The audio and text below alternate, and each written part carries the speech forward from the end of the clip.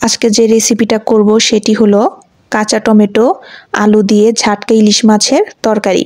এই ঝাটকা ইলিশ মাছকে অনেকে অনেক নামেই ডেকে থাকেন। কেউ বলে ছোট ইলিশ, ইলিশের বাচ্চা, কেউ আবার ঝাটকা ইলিশও বলে। রেসিপিটা বানানো খুব সহজ আর খেতেও হয় খুব দুর্দান্ত। তাহলে চলুন রান্নাটি শুরু করি। প্রথমে মাছগুলো খুব ভালোভাবে ধুয়ে নিয়ে তার মধ্যে হলুদের গুঁড়া, মরিচের গুঁড়া, লবণ দিয়ে মাখিয়ে কড়াইতে তেল গরম করে মাছগুলো দিয়ে দু পিঠ খুব ভালোভাবে ভেজে নিতে হবে।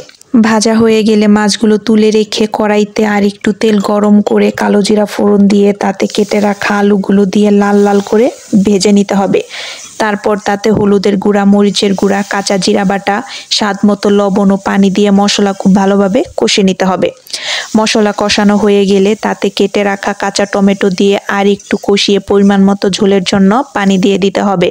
ঝোল ফুটে গেলে তাতে ভেজে রাখা মাছগুলো দিয়ে আরও বেশ খানিকক্ষণ রান্না করে নিয়ে নামানোর আগ দিয়ে কাঁচা মরিচের ফালি ও একটু গরম মশলা দিয়ে ফুটিয়ে নামিয়ে নিলেই তৈরি হয়ে যাবে কাঁচা টমেটো আলু দিয়ে ঝাটকা ইলিশ মাছের তরকারি।